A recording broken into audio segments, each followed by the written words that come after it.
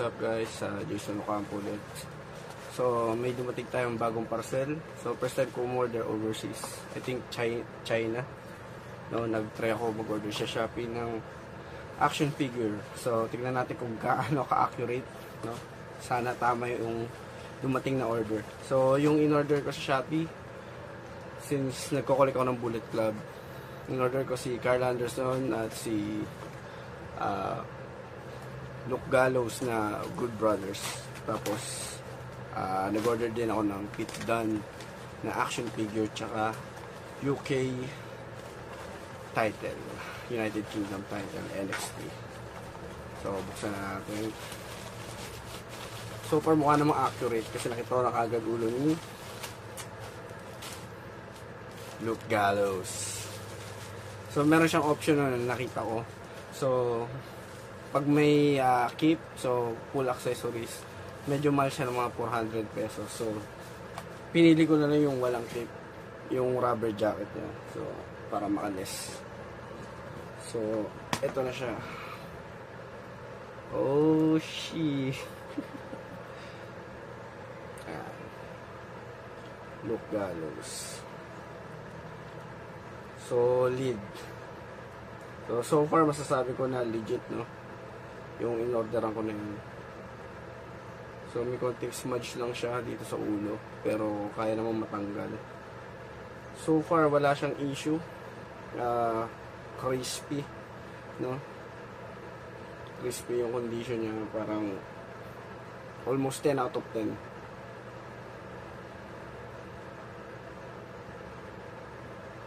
Solid. So yun, isa sa mga kailangan ko to, no, kung bibili ako ng kung gusto kong kumpletuhin yung Bullet Club. So, kailangan sila Luke Gallows at Carl Anderson. So, yun. Parang worth 700 plus lang to sa Shopee. Kasi, parang nung may time na nagmahal din yung mga Bullet Club member. Lalo na sila, ito lang yung elite figure nila ng Good Brothers. Well, maliban kay Luke Gallows, meron na siya isa ng straight edge society member pa siya kasi CM Punk. Pero yun nga, hindi pa sila nagawa ng bagong figure ni Luke Gallows sa Carl Anderson. So, medyo rare na rin to. And surprisingly, no, nakamura tayo at nakakita tayo ng pwede mabilhan. Solid. Tapos, ito yung United Kingdom Championship. Yeah.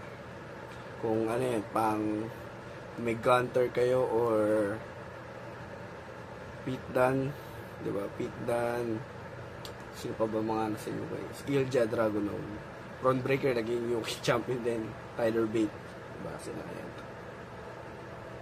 Sunod naman natin yung partner ni Luke Gallows, Carl Anderson. So parang nangyayari, parang 400 pesos yung t-shirt o yung accessory nila, rubber jacket. So nakalesen ako nung sa dalawang to, nakalesen ako ng at least 6 to 700 yata. Solid, no? So ganun din siya, 10 out of 10 din. Good joints, no? Crispy pa, crispy. Hindi siya loose. Man, Luke Gallows. Medyo madilim tayo dito sa kwarto. Asensya lang. And Luke Gallows. Sa mga pioneer or what do you call this? Founding member ng Bullet Club. Alongside with Tama Tonga, Wadlock Fale, and Finn Balor, of course. So, solid, no? So, ang problemahin ko na lang siguro yung Young Bucks tsaka yung upcoming figure ni Jay White. So, kino-collect na natin yung mga yun. So, ayun, tinry ko lang kasi ang mura, no? May mga action figure pa doon na rare na mabibili mo lang siya below 1,000. Parang search lang ako sa Shopee, tapos doon lumabas siya. May mga head scan din, may mga accessories na mura, mga belts, mura.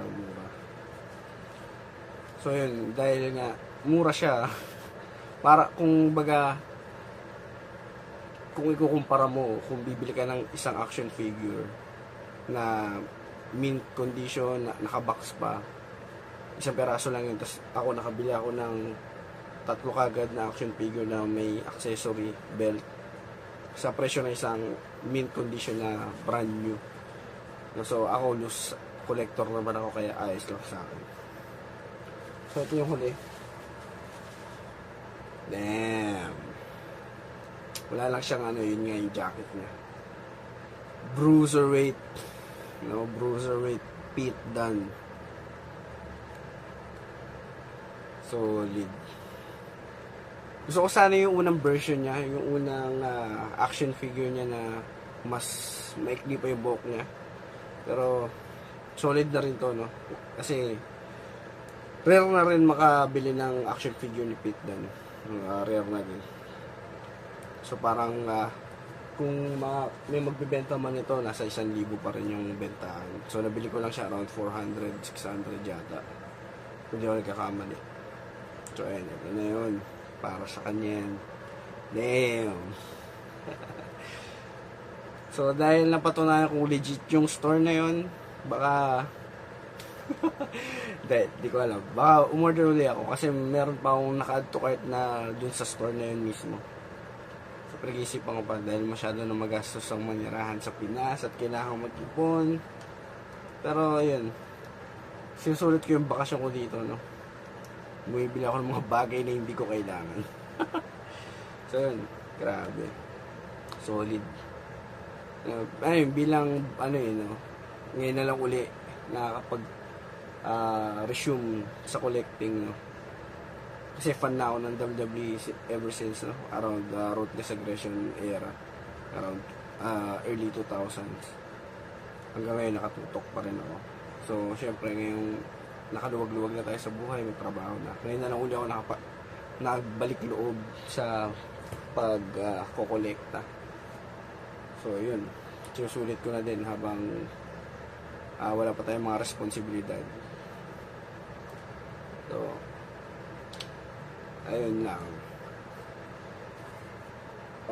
Around 2,000 pesos nakabili ako ng 3 action figure, no, elite, rare finds.